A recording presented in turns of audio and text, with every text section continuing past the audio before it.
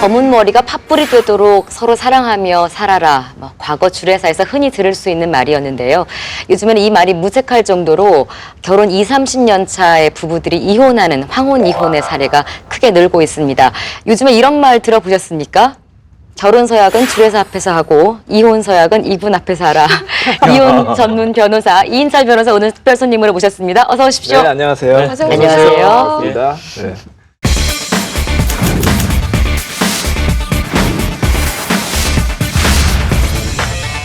사실 좋게만 이야기할 수는 없어요. 요즘에 그렇죠. 이렇게 오래 사신 분들이 이혼하는 이혼이 이렇게 급증을 했다면서요? 이 황혼이혼과 신혼이혼을 그동안 이렇게 세대별로, 아니 시간별로 이렇게 쭉 보면 변천사가 이게 상당히 확연하게 차이가 납니다. 1990년만 해도 신혼이혼이 전체 이혼의 한 약 40% 정도 됐는데 이게 이제 2013년에 오면 23.7%로 확 줍니다. 대신 황혼이혼은 많이 늘었습니다. 그때 당시 1990년에는 5%밖에 안 됐어요. 근데 2013년에 오니까 28%예요. 와. 13년 만에 배수로 얼마입니까? 5배 이상 그렇죠. 확 늘어난 거죠. 5년 전만 해도 한 10분이 상담 오시면 황혼 이혼 하시는 분이 한 두세 분 정도였는데 최근 같은 경우 10분 중에 한 대여섯 분은 황혼 이혼이에요. 40대 후반부터 50대, 60대, 뭐 심지어는 70대 후반까지 그렇게 이제 황혼의 이제 내 인생을 찾고 싶다. 나는 이제 하루라도 단 하루라도 행복하게 살고 싶다 이렇게 해서 이혼을 결심하는 부부들이 정말 늘어나고 있습니다. 우리가 그 황혼 이혼이 이제 처음 막 사회적으로 이슈가 됐던 게 1997년에 이 김창자 할머니 이혼 사건 때문인데요. 아, 저 기억납니다. 기억나세요? 네. 그때 이제 화제가 많이 됐었어요. 그때가 이제 그 두 분의 연세가 이 할머님의 연세가 74살, 그러니까 74세였고 할아버지 연세가 82세였는데 결혼 생활이 50년이 넘었어요. 근데 이 남편분이 굉장히 가부장적이었고 생활비를 우선 잘 안 줘요. 우선 쌀이랑 반찬까지만 주고 아주 빠듯한 생활비만 줍니다. 그러니까 이제 이 할머님이 막 이런 일 저런 일 하면서 생계를 어렵게 꾸려 나갔어요. 근데 거기까지는 또 괜찮았는데 이 할아버님이 고령 이제 좀 나이가 많이 드신 다음부터 이상한 행동들을 하시는 거예요. 예를 들면 의심을 해요. 의처증이 있는데 이 의처증이 너무 좀 과해요. 예를 들면 이 할아버님 같은 경우에는 이게 세 번째 결혼이었거든요. 그러니까 첫 번째 결혼해서 아들이 하나 있었어요. 너 내 전처 소생의 아들과 바람을 핀 거 아니냐. 뭐 이런 식으로 했지. 지금 이 할머님과 사이에는 그 또 자녀를 한 넷 뒀는데 저 중에서 일부는 다른 사람 애가 아니냐. 이런 식으로 이제 의심을 하고 또 이분이 이제 뭐 알몸으로 집안을 좀 돌아다니다든지 이런 이상한 행동을 보여요. 그래서 이 할머님이 정 못 참아서 이제 남편분을 데리고 병원도 가요. 정신병원도 가는데 거기서 그러니까 망상 장애가 좀 의심된다라는 의견도 들어요. 어쨌든 이런 상황에서 이제 상황이 계속 악화되니까 할머님이 결국 이혼 소송을 했는데 1심에서는 이겼어요. 1심에서는 이겼는데 2심에서는 기각당합니다. 할머니가 져요. 대법원까지 갔는데 대법원에서도 집니다. 그런데 이게 이제 화제가 됐던 이유가 법원에서 뭐라고 얘기를 했냐면 그 할아버지가 그렇게 할머니를 의심하는 언행을 하거나 뭐 알몸으로 집안을 돌아다니는 것 이것은 그러니까 고령으로 인한 정신장애 증상 때문이다. 그런데 이런 정신장애 증상이 있는 이 할아버님을 돌보고 부양해야 할 의무가 할머니한테 있다. 그리고 두 분은 굉장히 오래 결혼하지 않았느냐. 결혼 생활을 오래 유지했고 또 굉장히 할아버지 나이가 많다. 그리고 혼인 당시의 그 가치 기준, 남녀 관계 이런 기준에 의하면 이게 이혼 사유는 아니다. 라고 판결이 난 거죠. 엄밀히 말하면은 사실 그 이혼을 하려면은 무조건 다 이혼이 되는 게 아니에요. 성격 차이가 된다고 이혼이 되는 게 아니고 그렇죠. 우리 민법 840조 보면 6가지 사유가 규정이 돼 있습니다. 근데 이제 3호를 보면 이제 상대방의 부당한 대우, 예를 들어서 폭행을 했다든지 폭언을 했다든지. 근데 이제 그런 거 다 없다. 그럼 6호의 기타 혼인을 지속할 수 없는 중대한 사유가 있어요. 근데 폭행 같은 건 워낙 확실하잖아요. 그래서 폭행 진단서나 사진이 있으면 이혼이 될 텐데 이 사건 같은 경우에는 아마 할머니가 그런 폭행의 진단서라든지 이런 증거는 없었던 것 같습니다. 그럼 결국 주장할 수 있는 게 6호. 내가 이제 할아버지랑 살기 힘들다. 도저히 혼인 생활을 지속할 수 없다. 근데 우리 이제 대법원 이제 상급심에 보기에는 이 정도는 참고 살만하다. 그리고 할아버지가 80대 고령이니까 만약에 할머니가 이혼하면 이 할아버지 누가 돌보겠느냐. 그러니까 할머니의 그런 고통보다는 할아버지를 부양해야 된다는 그런 부양적인 측면을 더 고려한 거예요. 점점 이혼 사례가 늘어나고 이러니까 재판부도 아무래도 이런 경험들이 많다 보면 조금의 문화 변화나 여론 변화에 따른 재판 결과에 대한 변화도 좀 있을 것 같아요. 실제로는 변화의 바람이 있습니까? 요즘에는 좀 변화의 바람이 있습니다. 실제로 이혼 재판을 해도 아까 말씀하신 그런 증거가 사실 있어야지만 이혼이 되는 건데 네. 증거가 없어도 변론의 전취지라고 해서 뭐 예를 네. 들어서 아내분이 나와서 이제 법원에서 판사님한테 호소를 하는 거예요. 판사님이 제가 이제 가정을 유지하기 위해서는 미처 증거를 마련하지 못했습니다. 하지만 제 말은 진심입니다. 진실입니다. 이혼을 해야겠습니다. 할 경우에는 판사님이 그 아내의 진심을 보고 이혼을 해주는 경우도 부쩍 늘어났거든요. 그러니까 예전보다는 약간은 조금 그 진보적인 그런 판결이 많이 나오고 있습니다. 근데 실제로 지금 사례를 들어봐도 그렇고 예. 여성들이 주로 남편들에게 불만인 사례가 좀 많은 것 같은데 실제로 이혼 소송을 거는 쪽도 여성들이 많은가요? 황혼이혼 같은 경우에는 네. 8분 정도는 그 아내분이 많고요. 대부분이군요. 젊은 층 같은 경우에는 한 50에서 60% 정도인데 황혼이혼 같은 경우 대부분이 이제 아내 쪽에서 이제 이혼 그렇죠. 청구하고 있습니다. 예. 왜냐하면 남편분 같은 경우에 이혼하면 손해거든요. 예. 사실 뒷바라지 해줄 사람이 없잖아요. 아침밥 해줄 사람이 없잖아요. 그리고 자녀들도 다 엄마한테 가고 그렇죠. 또 재산도 상당 부분 아내한테 줘야 되기 때문에 네. 남편들 같은 경우에는 이혼을 거부하는 경우가 많죠. 어떻게 보면 지난 우리나라의 그 어떤 가치관, 뭐 생활 습관 뭐 이런 걸 봐야 될 것 같은데요. 우리가 네. 지금까지의 우리의 가치관은 좀 가부장제가 좀 많았잖아요. 그만큼 여성들이 좀 많이 참고 살고 그냥 그걸 당연시 여기고 남자들이 조금 더 이제 강한 위치에 있었던 거죠. 하지만 이제 시대가 정말 급격히 변하면서 예. 사람들의 가치관이 너무 많이 변했어요. 게다가 수명이 는 것도 반드시 이제 하나의 요인이 되고요. 예. 그러니까 인생은 길다. 또 자녀들이 이제 자녀들의 가치관도 변하면서 이렇게 사실 바에야 이혼하세요. 이렇게 자녀들이 오히려 그래요. 말씀하신 것처럼 말씀하신 응원하니까 대로. 네. 그러다 보니까 이제 여성분이 먼저 하는 네. 경우가 많죠. 아내가 남편한테 가지는 가장 큰 불만이 예. 최근 조사에서 공통적인 걸 제가 뽑아봤어요. 뭐예요? 그랬더니 황혼 이혼을 하게 될까지 얼마나 네네. 고민이 많았겠어요. 첫 번째 가장 큰 이유가 지금도 남편의 폭행이라는 거예요. 다른 거는 다 참고 살라고 진짜 할 수 있지만 맞고는 못 삽니다. 그렇죠. 남자건 여자건 맞으면요 그 신체적으로 힘든 것뿐만 아니라 마음의 상처도 맞아요. 크고요. 예. 또 자녀한테 그 2차적인 피해가 가는 게 네. 보통 아들이 이제 아버지가 맨날 어머니를 때리면 아버지를 미워합니다. 네. 원수 같다 미워하는데요. 네. 그게 문제는 뭐냐면 아들이 또 그대로 닮습니다. 자기 그대로 시대에 결혼하면은 아빠를 그대로 따라 20년 30년 동안 보고 배운 게 폭행이니까 그럴 수 있어요. 아이를 위해서도 이거는 빨리 분리를 시켜야 돼요. 연령대별로 또 그 이혼 이유들이 또 이렇게 색깔이 특색이 있대요. 실제로 그래요, 이 네, 이제 변호사님? 50대, 60대, 70대가 조금씩 차이가 있습니다. 아 네. 그래요? 네. 어때요? 50대뿐만 아니라 좀 약간 건강하시잖아요. 네. 건강하시고. 네. 근데 이제 아내는 못 참겠다. 근데 이제 왜 50대 하필이면 이혼을 결심하셨습니까? 네. 자녀 때문에. 사실 자녀가 어리면은 예. 내가 이혼하면 얘한테 피해를 주겠지. 자녀가 이제 수능 볼 때까지만 참아야지. 그렇죠. 뭐 수능 봅니다. 수능 보면은 그래도 대학교 졸업할 때까지는 참아야지. 예. 대학교 졸업할 때까지 참습니다. 그러면 또 출가 언제 참냐? 결혼할 때까지. 결혼할 때까지 또 그렇죠. 사돈한테 흠 잡히면 예, 안 되니까 그렇죠. 결혼할 때까지 참습니다. 그게 이제 50대예요. 또 50대에 이제 아내분은 이혼을 결심하게 되는데 남편분은 내가 이혼을 왜 하냐? 난 재밌게 살고 있는데 네. 나를 위해서는 뭐 골프 다니지 뭐 다 쓸 만큼 쓰고 뭐 밖에서 할 거 다 하면서 아내는 이제 집에서 이제 자기 뒷바라지 하니까 이혼 안 해 이렇게 하는 거예요. 60대 가면은 이제 남편이 퇴직을 합니다. 퇴직을 하면 집에만 있잖아요. 네. 잔소리가 늘어나요. 예. 그렇죠. 근데 아내는 이제 밖에 나가고 싶죠? 네. 밖에 나가면 어디 나가느냐, 나 아침밥을 해줘라, 들어와서 빨리 점심밥 해주고 가라. 이렇게 하니까 아내가 못 참아요. 그래서 이혼하는 경우가 많고, 이제 은퇴 후 이제 이혼이라고 하는데. 60대는 잔소리. 네, 60대 잔소리. 70대 가면 이제 할아버지가 기운이 빠집니다. 70대 이혼도 있어요. 70대 그럼요. 가면 있어요. 할머니가 어떤 생각이 들까요? 네. 그동안 이 인간이 나한테 했던 게 머릿속에 이제 두리뭉실 떠오르는 거예요. 네. 내가 이제 하루 살더라도 자유롭게 살아야지. 그렇게 이제 네. 이혼을 결심하신 분이 있습니다. 이렇게 연령대별로 다 이유가 있지만 가장 중요한 게 사실 돈 문제일 것 같아요. 그렇죠. 노후자금 문제 되게 심각하잖아요, 솔직히. 그렇죠. 지금 연세가 드신 다음에 이혼을 한다. 네. 그러면 나는 앞으로 뭘 먹고 살지? 그러니까요. 그렇죠. 네. 이걸 보장해 주는 게 바로 이 재산분할 청구권인데요. 음. 사실 황혼 이혼이 많이 늘어난 이유 중에 하나가 또 뭐냐면 재산분할 청구권, 재산분할을 인정해 주는 그 제도가 점점 잘 확립이 된 거예요. 예전에는 네. 사실 가사노동에 대한 가치를 그렇게 많이 인정 안 해줬거든요. 예. 근데 지금은 전업주부가 예를 들면 20년 이상의 결혼 생활을 했는데 이 아내는 전업주부로만 있었다. 그래도 이 가사노동 가치를 인정을 해줘서 이혼을 할 때 50% 정도는 인정을 해준단 말이죠. 40, 네. 50%는. 그렇다 보니까 아내가 내가 이혼해도 재산분할 받아서 좀 살 수 있겠구나 라면서 이제 이혼을 결심하는 건데요. 이제 정확히 재산분할 청구권이라는 것은 부부가 이제 부부 생활을 공동으로 하면서 이룩한 재산을 서로 이제 나눠 가지는 거죠. 자신의 그 기여도에 따라서. 네. 그러니까 그것은 뭐 누가 더 어떻게 얼마를 벌어왔는지 어떻게 그 재산을 이룩했는지 그 경위도 많이 보고요. 네. 결혼 기간 이런 걸 모두 고려해서 봅니다. 근데 이 재산분할 청구권을 유의하셔야 될 게 예. 이혼한 다음부터 2년 안에 반드시 그 권리를 행사해야 합니다. 이 재산을 나눌 때 단순히 뭐 5대5 이런 게 아니라 또 법적 기준이 있다면서요. 그렇죠. 이제 재산 분할은 이제 기여도에 따라 나누는 거예요. 기여도요? 기여도. 이 재산에 대해서 누가 얼마큼 기여를 했느냐.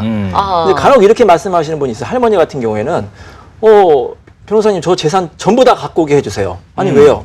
저 할아버지가요 바람 피고 저를 때렸어요. 잘못했으니까 내가 다 가져야 되는 거 아닙니까? 또 반대로 이제 할아버지 같은 경우에는 할머니가 바람 폈기 때문에 난 재산 하나도 못 줍니다. 근데 그거는 완전히 다른 게 상대방이 잘못해서 받는 건 위자료입니다.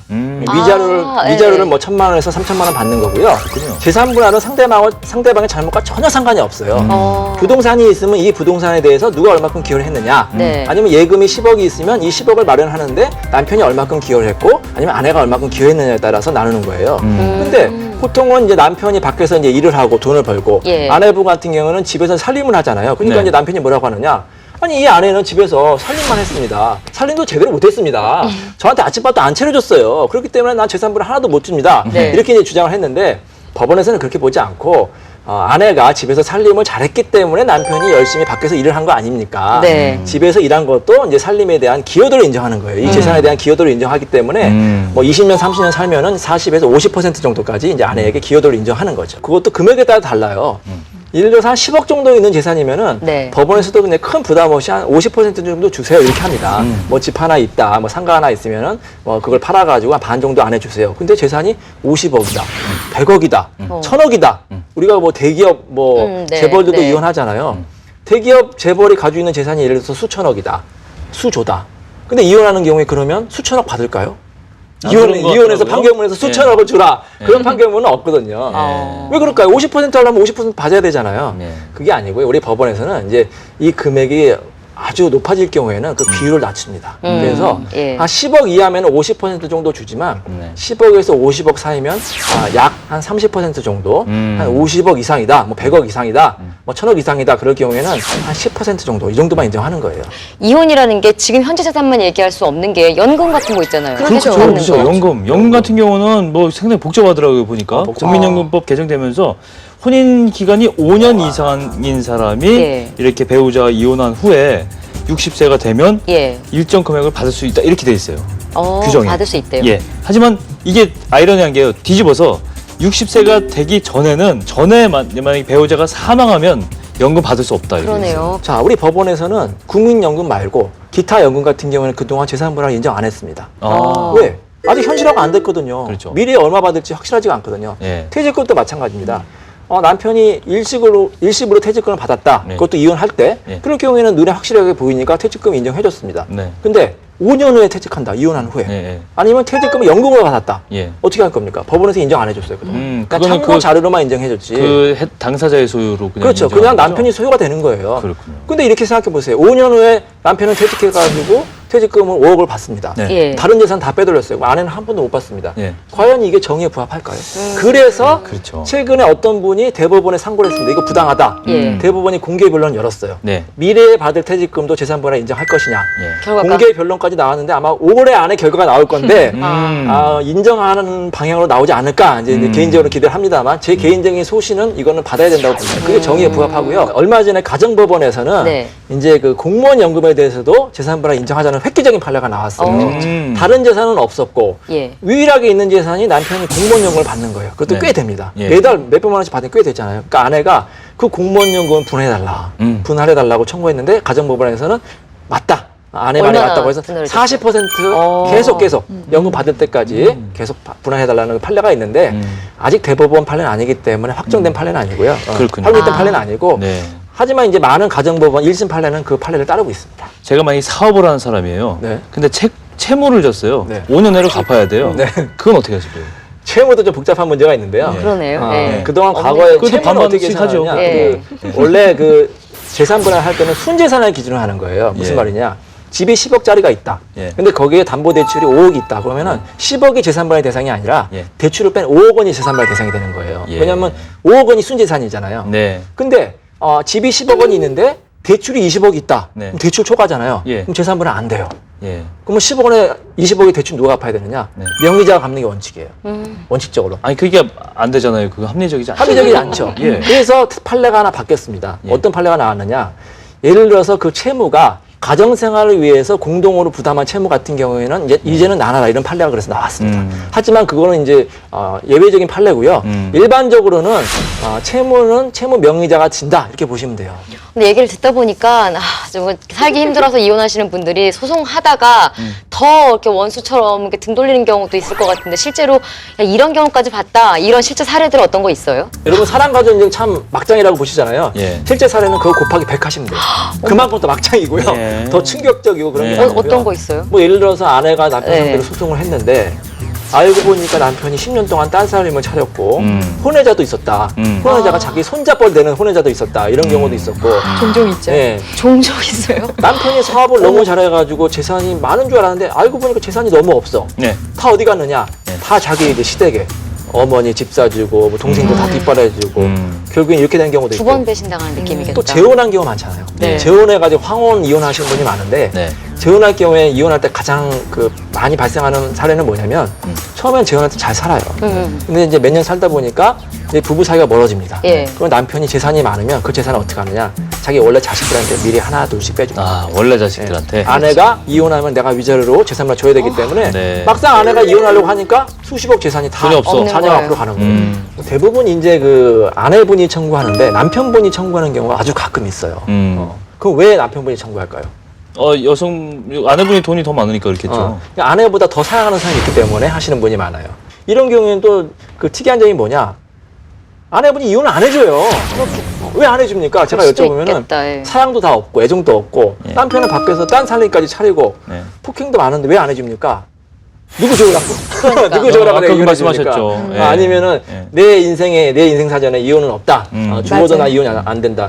그럴 경우에 참 법원이 재판하기 어렵거든요. 예. 왜냐하면 원칙적으로 유책 배우자의 남편이 잘못을 한 사람은 이혼을 청구해도 안 됩니다. 기각이 되는데 네. 그렇다고 같이 살라고 할 수도 없고 그래서 법원이 제3의 대안으로 한 건 뭐냐면 예. 자 남편분 이혼을 그렇게 하고 싶습니까? 아, 이혼하고 싶어요. 얼마큼 하고 싶어요? 정말 죽을 만큼 하고 싶습니다. 아 그래요? 그럼 어떠한 희생과 노력을 감수하더라도 이혼하겠습니까? 네. 전 재산 다 주세요. 전 재산 다 주고 아내한테 사과하라. 그럼 남편분이 그렇게 못하겠는데요. 이러는 경우가 많아요. 재산은 안 주고 이혼만 하고 싶어요. 근데 그거는 안 되고요. 뭐야, 이건 좀 본인이 원하는 걸 이상하다. 얻으면 예. 정말 아내한테 다 해줘야겠죠. 반대 경우도 혹시 있을까요? 그러니까 정말 원수 같아. 그래서 이혼하러 갔는데 소송 과정에 오히려 우리가 서로 이렇게 사랑하고 있었네. 이래서 다시 만나는 경우. 한 100명이면 1명 정도는 이제 있습니다. 거의 없다는 저는 한 번도 만나본 적 없어요. 없어요. 이런 어. 경우가 있어요. 이제 아내가 예. 이제 30년 동안 남편의 이제 폭행이나 뭐 외도 이런 것들 힘들어가지고 도저히 못 참겠다. 예. 별별 수단을 다 방법해도 안 되는 거예요. 상담도 받아보고 뭐 윽박도 해보고 자녀도 설득시키고 안 돼요. 네. 이혼했어요. 남편이 그때 깨닫더라고요. 위기감을 느낀 거예요. 아, 그래도 아내만한 사람이 없지. 내가 아내랑 이혼하면 내 인생은 어떻게 될까? 그래가지고요, 조종기일에 정말 아내한테 이제 빌더라고요. 내가 잘못했습니다. 당신이 원하는 대 다 해줄게요. 재산도 다 주고, 뭐 부부 상담도 다 하고, 당신이 원하면 별거도 하겠습니다. 대신 내 마지막 그 진심은 받아주십시오. 정말 아내가 그걸 받아줬어요. 재결합해서 잘 살고 있습니다. 그렇군요. 그 남편분이 자기의 잘못을 다 인정하고 앞으로 잘하겠다 했잖아요. 네. 그러니까 제가 맡은 사례들의 이제 대부분은 남편이 이제 이혼을 원하지 않는데 뭐라고 얘기하냐면은 난 앞으로 잘 하겠다는데 앞에 잘못은 인정을 하지 않아요. 나 그렇게 하지 않았는데, 나 그렇게 잘못하지 어쨌건 않았는데, 그래도 네가 이렇게 힘들다니 내가 잘할게 이러거든요. 그거는 그러면 변화가 없어. 그러면 안 되죠. 그러면요 반성하는 게 부인은 아니니까. 부인은 절대 움직이지 않아요. 어차피 이별을 할 거라면 사실 어차피 이별을 해야 되는 경우도 사실 있는 것 같고요. 그렇다면 그래도 아름다운 이별이 나을 것 같은데 잘 정리할 수 있는 방법이라 그럴까요? 이혼한 변호사시니까 혹시 좀 조언이 있으시면 좀 전해주십시오. 예. 제 생각에는요, 이거 뭐 누가 잘했느냐 잘못했느냐 아무 의미 없습니다. 상대방 상처 줘봐야 네. 결국은 애들 아빠거든요. 누워서 침뱉거든요. 그러지 말고요. 원만하게 하시는 게 제일 좋고요. 서로 양보하고. 특히 남편분 같은 경우에는 그냥 재산 다 주세요, 아내한테. 자기는 다시 능력 있으니까 하시면 되죠. 조금만 집 한 칸만 있으면 되잖아요. 네. 다 주시고요. 다시 한번 노력을 하십시오. 그럼 재결합할 수도 있고, 설령 재결합이 안 된다 하더라도 아내는 고마워할 겁니다. 아, 그래도 이 사람이 나를 생각하는 게 있구나. 그리고 다시 이제 잘 될 수도 있고, 그리고 또 중요한 것은 뭐냐면 어차피 이혼을 할 거면은 똑똑하게 하시는 게 좋습니다. 아내분 같은 경우에도요. 예. 조금 치사하다 싶을 정도로 증거를 마련하는 게 좋고 왜냐하면 증거가 없으면 아까 김할머니 같은 그런 사건이 발생할 수가 그렇죠. 있잖아요. 최소한 진단서라든지 사진 이런 거를 마련을 하시고요. 또 재산 분할 상대방이 빼돌리기 전에 미리 조금 가압류라든지 가처분 같은 걸 현명하게 하시는 게 좋습니다. 많은 분들이 저한테 부부 사이에 쓴 각서는 어떻게 효력이 효력이 있냐, 있어? 뭐 없냐. 이런 거 많이 예. 물어보세요. 예를 들어 만약에 남편분이 뭐 바람을 피웠고 외도를 예, 한 예. 거예요.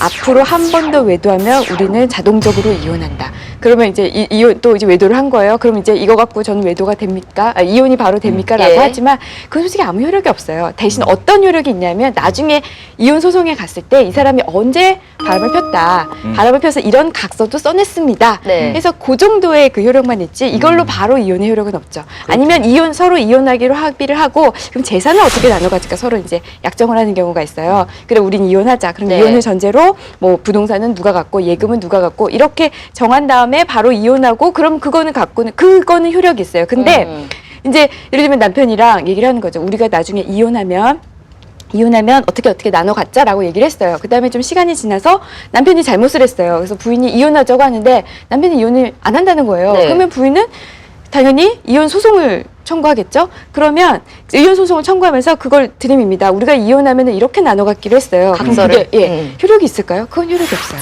왜냐하면 왜요? 그 재산 분할의 합의는 합의 이혼을 전제로 한 재산 분할이었던 거예요. 근데 이거는 재판 이혼을 하는 거잖아요. 아. 재판 이혼할 때는 그 각서가 효력이 없어요. 그럼 각서를 쓸 때 팁이라 그럴까요? 제가 이제 어떤 팁 알려드릴게요. 양식이든 내 팁이든. 일단 각서를 받을 때 반드시 2장을 받으셔야 됩니다. 왜냐하면 한 장을 받고 네. 있으면 남편이 몰래 찾아서 찢어버려요. 어. 없어져버리면 아무 소용이 없잖아요. 자기가 가지고. 정말 네. 소중한 팁이에요. 그러니까 한 장은 자신이 잘 가지고 있고 한 장은 친정에다 보관하셔야 됩니다. 남편이 찾아갈 수 없는 곳에. 아, 그리고 죽어도 각서를 안 써준다는 사람이 저 같은 사람은 각서 죽어도 안 써지거든요. 그럼 어떻게 하면 되느냐? 법을 아니까. 녹음하시면 돼요, 몰래. 녹음. 아내가. 몰래. 몰래 녹음하면 괜찮습니다. 남편이 잘못했어. 미안해. 전자 줄게. 몰래 녹음하면 그게 증거가 되니까 네. 녹음하시고 아, 녹음도 네. 반드시 파일을 두고 하셔가지고 하나는 동생한테 보내셔야 돼요. 동생한테 네, 못 찾게. 절대 뺏기지 않을. 아니 근데 이게 지금 저희가 사실 이혼 조장하는 방송은 절대 아닙니다, 아니죠. 여러분. 그게 아니라 아까처럼 웬만하면 이혼을 안 하고 같이 사는 게 당연히 좋죠. 근데 어쩔 수 없는 폭행이나 이런 경우에는 정말 상해를 입을 수 있는 이런 경우에는 반론을 제기하고 싶은 게 네. 90대 할머니가요 이혼을 청구했습니다. 네. 자, 그 법원에서 이렇게 물어봤어요. 아니 할머니, 할아버지하고 얼마나 더 사실 겁니까? 그래서 할머니가 뭐 많이 살아봐야 뭐 10년도 못 살겠죠. 아니 그러면 그냥 참고 사시죠. 뭐 몇 년 더 사신다고 솔직히 이혼하십니까? 할머니 판사님, 제가 하루를 살아도요 자유롭게 살고 싶습니다. 행복하게 살고 싶습니다.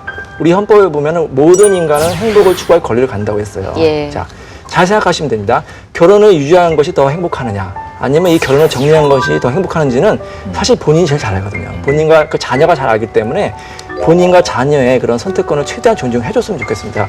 우리 모두는 행복하게 살 권리가 있습니다. 사실 몇십 년 이렇게 참고 살았는데 왜 이제 와서 이혼하냐, 황혼 이혼을 또 이렇게 말씀하시는 분들도 계시겠지만 오죽하면 이혼을 하겠느냐, 또 이런 의견도 있습니다. 황혼 이혼에 대한 여러분의 생각은 어떠십니까? 뒤늦은 반란일까요? 아니면 새로운 행복을 위한 현명한 선택일까요? 이슈토크정 다음 주에 다시 인사드리겠습니다. 고맙습니다.